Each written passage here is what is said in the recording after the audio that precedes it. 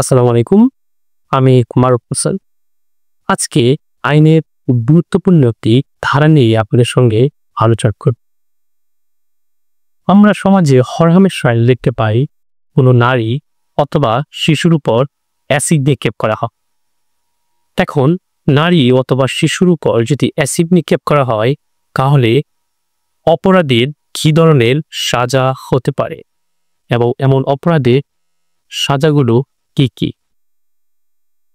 আমরা নারী ও শিশু নির্যাতন দমন আইন 2000-4 ধারা মোতাবেক সেখানে উল্লেখ রয়েছে যে যদি কোনো ব্যক্তি কোনো ধরনের ধার্য পদার্থ, দহনকারী পদার্থ, ক্ষতিকারক এবং বিষাক্ত পদার্থ দ্বারা অন্য কোনো ব্যক্তির মৃত্যু ঘটায়, একটু খেয়াল করবে, যদি ধরুন অ্যাসিড বা বিষাক্ত কোনো পদার্থ দ্বারা যদি অপরাধী অপর কোনো ব্যক্তির মৃত্যু ঘটান, তাহলে এক্ষেত্রে অপরাধী যাবজ্জীবন কারাদণ্ড, মৃত্যুদণ্ড এবং অতিরিক্ত 20 লক্ষ টাকা জরিমানা আরোপ করা হবে।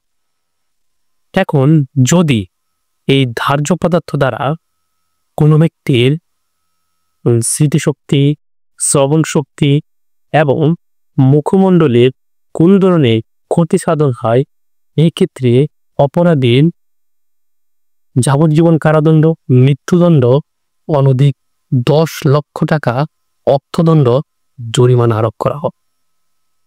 এখন মনে করুন যদি শরীরের কোনো অঙ্গ প্রত্যঙ্গের কোনো প্রকার ক্ষতি সাধন হয়, এক্ষেত্রে সর্বোচ্চ সাজা 7 বছর, সর্বনিম্ন সাজা 3 বছর এবং 10 লক্ষ টাকা জরিমানা আরোপ করা হবে।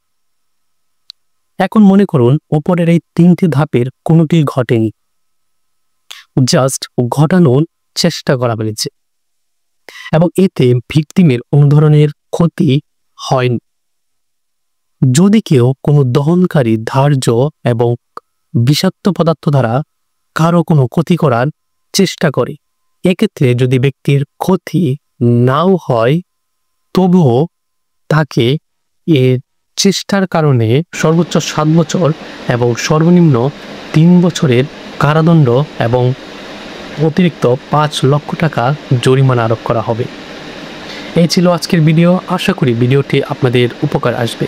যদি ভিডিওটি আপনাদের উপকারে আসে তাহলে অবশ্যই আমার ফেসবুক পেজ এবং ইউটিউব চ্যানেলটাকে সাবস্ক্রাইব করে দিবেন এবং বেল আইকনটি বাজিয়ে রাখবেন এমন নতুন ভিডিও পাওয়ার জন্য।